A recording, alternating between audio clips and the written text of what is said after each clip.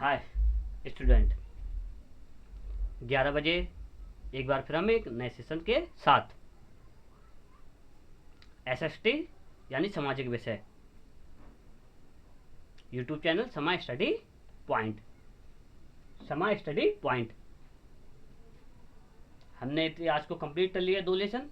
अब भूगोल के जो इम्पोर्टेंट लेसन है उनको कंप्लीट करेंगे। तो उसी का पहला लेसन है संसाधन एवं विकास। संसाधन को रिसोर्स बोलते हैं और विकास को डेवलपमेंट। तो रिसोर्सों का डेवलपमेंट कैसे हुआ उसके बारे में पढ़ेंगे। वेरी वेरी इंपॉर्टेंट टॉपिक है ये, क्योंकि क्रैश कोर्स में हमेशा इंपॉर्टेंट टॉपिक ही कराए जाते हैं।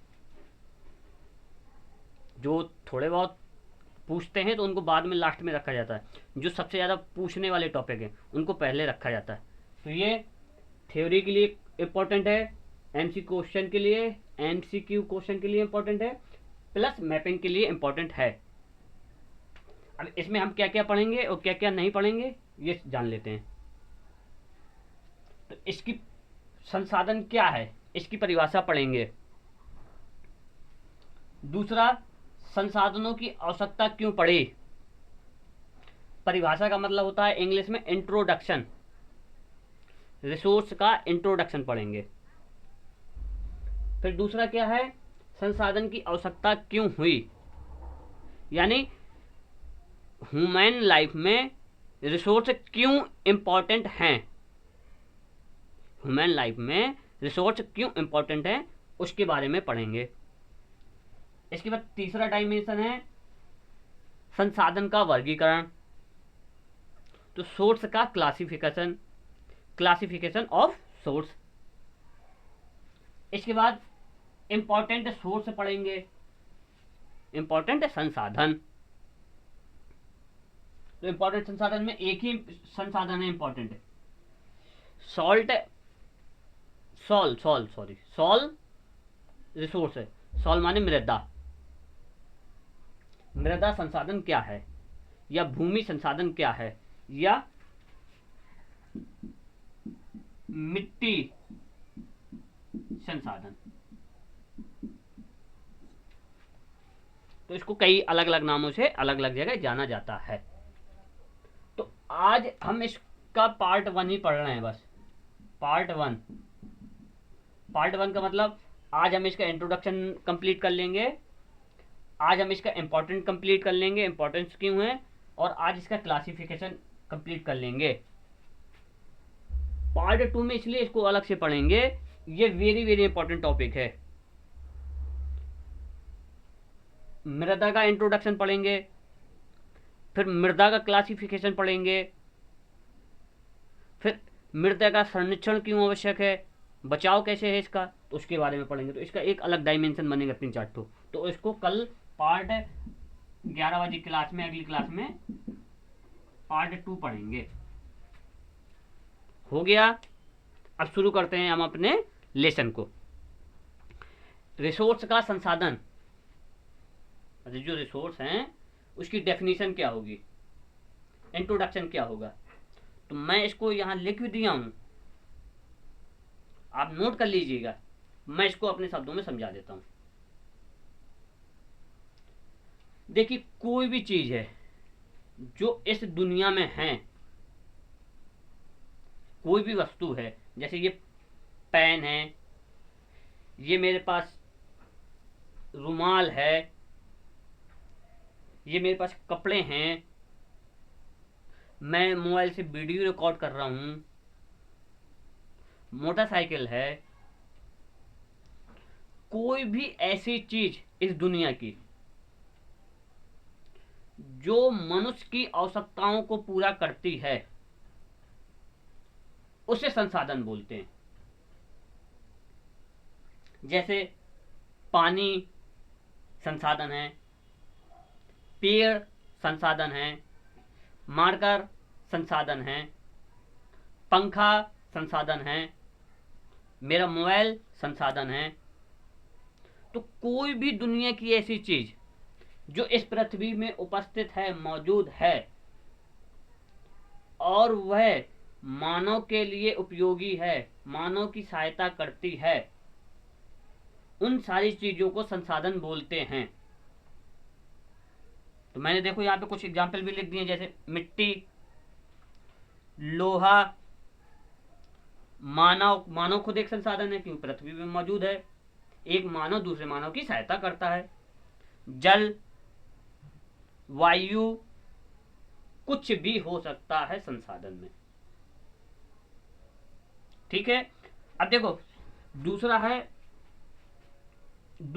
इंपॉर्टेंट, संसाधन की आवश्यकता क्यों है, मतलब रिसोर्स इंपॉर्टेंट क्यों है,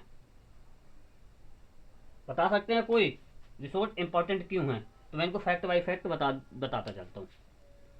अब देखिए, जैसे ये मार्कर क्या है, तो लिखने के काम में आता है, तो बच्चों के पढ़ने में सहायता होता कि नहीं होता। कॉपी है, उसमें लिखने के काम में आती है। जैसे अगला पंखा है तो हवा के काम में आता है, जल है तो पीने के काम में आता है, और मिट्टी है तो फसल उगाने के काम में आती है, लकड़ी है तो घर बनाने में, दरवाजे बनाने में इसके काम में आती है, तांबा है तो पंखे के वायर बनाने में, लाइट के वायर बनाने में काम में आता है। तो आप इसका इंपॉर्टेंस अपने शब्दों में जैसा चाहें वैसा लिख लें, और ये very very very very very very important question है। मैं भी इसके क्वेश्चन भी करवाऊंगा कि क्वेश्चन कैसे पूछे गए और कौन सा क्वेश्चन कहाँ पूछा गया, कब पूछा गया। इसके बाद आते हैं क्लासिफिकेशन ऑफ रिसोर्स, संसाधन का वर्गीकरण। अब संसाधन का वर्गीकरण बहुत ही भागों में बांटा गया है। किसी ने नेचुरल और ह्यूमन में बांटा गया है। नेचुरल माने प्राकृतिक संसाधन और ह्यूमन माने मानव निर्मित संसाधन। जाने कितने लोगों ने अपने अपने अनुसार बांटा है। तो हमें जो इम्पोर्टेंट है, जो हमारे बोर्ड के एग्जाम के लिए 20 फरवरी 2026 में वेरी वेरी इंपॉर्टेंट है, उनको मैं बस लेकर आया हूं। अगर आप लोग कहेंगे तो जो अन्य हैं उनको भी बता दिया जाएगा। तो इसको दो भागों में डिवाइड किया गया है, उत्पत्ति के आधार पर और दूसरा स्वामित्व के आधार पर। उत्पत्ति का मतलब जहां से ये निकले हैं, और स्वामित्व के आधार पर खुद के आधार पर। फिर देखो, उत्पत्ति के आधार पर 2 भागों में डिवाइड किया गया है, जैविक संसाधन, अजैविक संसाधन। जैविक के मतलब जो जीवित हैं, ऐसे संसाधन जो इस वातावरण में जीवित हैं, ऐसे संसाधन जो इस वातावरण में जीवित हैं उन्हें जैविक संसाधन बोलते हैं। जैसे जैसे मानव, जानवर, अब जानवर में कोई भी आ जाएगा, बकरी आ जाएगी, हाथी आ जाएगा, शेर आ जाएगा, और पेड़ पौधे आ जाएंगे, पेड़ पौधे। तो ऐसा संसाधन जो वातावरण में उपलब्ध है और जो जीवित है, मतलब जिसमें जान है, उसको जैविक संसाधन बोलते हैं। फिर अजैविक संसाधन क्या है? ऐसा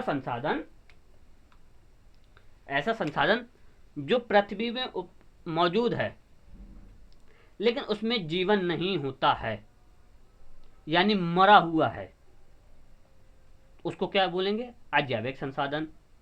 आप लोगों ने ये बायोलॉजी, जीव विज्ञान में पढ़ा होगा, कक्षा 10। तो अब अजैव में क्या क्या आ जाएगा? मृदा आ जाएगी, पानी आ जाएगा, लोहा आ जाएगा, जितने भी मरे हैं सबको लगा दो। तो समझ में आ गया, उत्पत्ति के आधार पर जैविक संसाधन और अजैविक संसाधन। इसके बाद स्वामित्व के आधार पर, खुद के आधार पर, जैसे इसको पढ़ाने के पहले समझा देता हूं। जैसे आप लोगों ने देखा होगा कि आप लोग घर में कोई गाड़ी खरीदते हैं तो वो आप ही की कहलाती है, आपकी कहलाती है कि नहीं कहलाती। चाहे आप साइकिल खरीद लें, चाहे आप मोटरसाइकिल खरीद लें, चाहे आप 4 पहिया गाड़ी खरीद लें, कार खरीद लें या ट्रक खरीद लें, तो आप ही की कहलाएगी, आप उसके मालिक। लेकिन अब ये भारत सरकार कोई चीज खरीदेगी, जैसे रेलवे है, तो ये सभी पूरे भारत के लोगों का कहलाएगा। रोडवेज बस है, चाहे उत्तर प्रदेश सरकार की हो, चाहे मध्य प्रदेश सरकार की हो, चाहे राजस्थान सरकार की हो, चाहे महाराष्ट्र सरकार की हो, किसी भी सरकार की हो बस सेवा, तो क्या कहलाएगी, जनता की कहलाएगी। तो दो दो चीजें, एक निजी, एक सबके लिए, एक सार्वजनिक, एक प्राइवेट। तो इसको स्वामित्व के आधार पर दो बांटा तो बहुत भागों में, लेकिन हम इंपॉर्टेंट पढ़ेंगे। व्यक्तिगत संसाधन, ऐसा संसाधन जो उसके खुद का होता है उसे व्यक्तिगत संसाधन कहते हैं। ऐसा संसाधन जो उसके खुद का होता है व्यक्तिगत संसाधन कहलाता है। जैसे मोबाइल हो गया, आपने खुद अपने पैसों से खरीदा है। आपकी किताबें हो गई, आपने खुद अपने पैसों से खरीदी हैं। जो भी चीज आपने अपने पैसों से खरीदी है वो आपका कहलाएगा। और सामुदायिक संसाधन, ऐसा संसाधन जिसमें कई लोग शामिल होते हैं, उसको सामुदायिक संसाधन बोलते हैं। ट्रेन, बस जो सबकी हो, जंगल, नदियां, सड़क, ठीक है, क्लियर है। इसके बाद हम इसके क्वेश्चन देख लेते हैं, थ्योरी के क्वेश्चन देख लेंगे, फिर एमसीक्यू और मैपिंग के एक अलग क्वेश्चन पूरे के इकट्ठा ले लेते हैं, ठीक है। चलो अब जल्दी से हम देख लेते हैं, मेट लें भाई, इसको नोट कर लो एक बार, मैं हट जाऊं जल्दी से थोड़ा सा।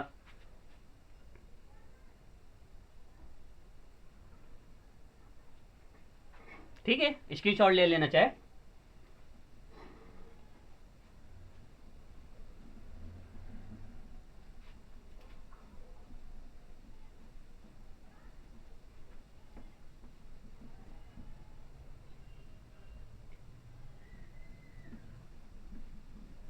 चलो भाई, ये हो गया। देखो क्वेश्चन में किताब से देखना पड़ता है भाई, किताब का यूज करना पड़ेगा, मजबूरी है। पहला क्वेश्चन ही पूछा गया भाई, पहला क्वेश्चन,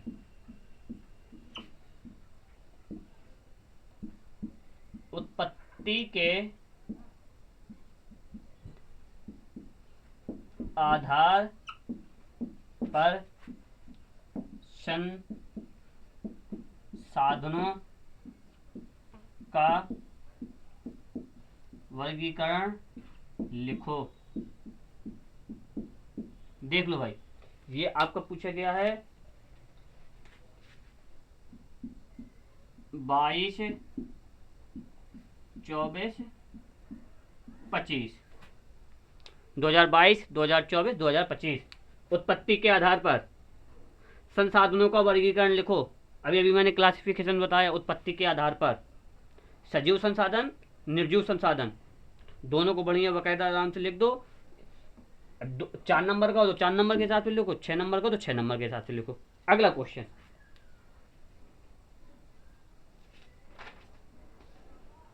अगला क्वेश्चन है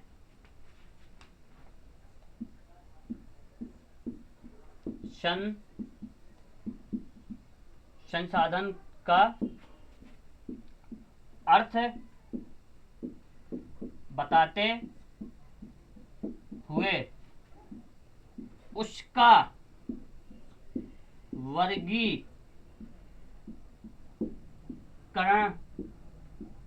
लिखो। क्या करना है हमें, ये पूछा गया आपका 20, 21, 24, 25। 20, 21, 24, 25 देख लीजिए, इंपॉर्टेंट क्वेश्चन ही करा रहा हूं मैं, कोई वो नहीं करा रहा हूं। देखो डायरेक्ट क्वेश्चन पूछे सीधा, इसलिए कह रहा हूं क्लास देखना बहुत जरूरी है। अब देखो इसका क्या क्या करना है, परिभाषा दे दीजिए आप पहले। परिभाषा का अर्थ का मतलब यही होता, परिभाषा। परिभाषा दे दीजिएगा 2-3 लाइन में बढ़िया, और एग्जाम्पल दिखा दीजिएगा। परिभाषा देने के बाद दूसरा क्या है, उसका वर्गीकरण बताइए। अब वर्गीकरण पूरा बताना है इसका, उत्पत्ति के आधार पर बता दो, स्वामित्व के आधार पर बता दो, अगर आपको कोई और एक्स्ट्रा पता तो वो भी बता दो, लेकिन दोनों लिख दो बस, बहुत है। तो वर्गीकरण लिख दो। वर्गीकरण पहला उत्पत्ति के आधार पर, और दूसरा स्वामित्व के आधार पर। लिख दो। उत्पत्ति के आधार पर इसको 2 भागों में बांटा गया है, सजीव संसाधन, निर्जीव संसाधन। सजीव की परिभाषा दे दो, ऐसे संसाधन जो ब्रह्मांड में पाए जाते हैं, जो वातावरण में पाए जाते हैं, जो पृथ्वी में पाए जाते हैं, और जिसमें जीवन होता है, सजीव संसाधन कहलाते हैं। निर्जीव संसाधन, ऐसे संसाधन जो पृथ्वी में पाए जाते हैं, जिसमें जीवन नहीं पाया जाता है, उन्हें निर्जीव संसाधन कहते हैं। इसी प्रकार से स्वामित्व को दिखा दो, अपना कंप्लीट हो जाएगा। और कोई क्वेश्चन आया है तो देख लेता हूं मैं।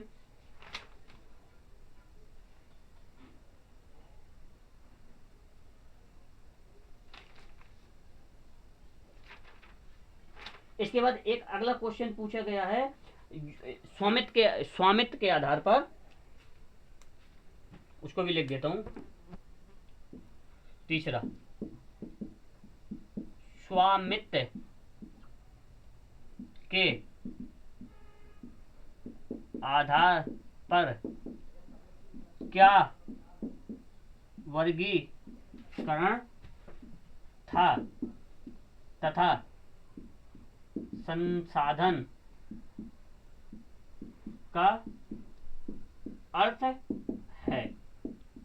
ये आपका पूछा गया है, ये वाला क्वेश्चन 2020-2025। तो वेरी वेरी इंपॉर्टेंट है। स्वामित्व के आधार पर क्या वर्गीकरण था तथा संसाधन का अर्थ है, तो पहले संसाधन की परिभाषा बता दो, ये वाली। अब इसमें हमें सिर्फ ये वाला लिखना है भाई, ये ध्यान रखिएगा, ये वाला बस। इसी टाइप के और क्वेश्चन आएंगे। अगर आपके मन में कोई क्वेश्चन परेशान कर रहा है, डिस्टर्ब कर रहा है, कमेंट में आप लिख दीजिएगा, उस क्वेश्चन का सॉल्यूशन हो जाएगा। बाकी आप वीडियो को ज़्यादा से ज़्यादा लाइक करें, और इस क्लास को यहीं पर बंद करते हुए थैंक यू।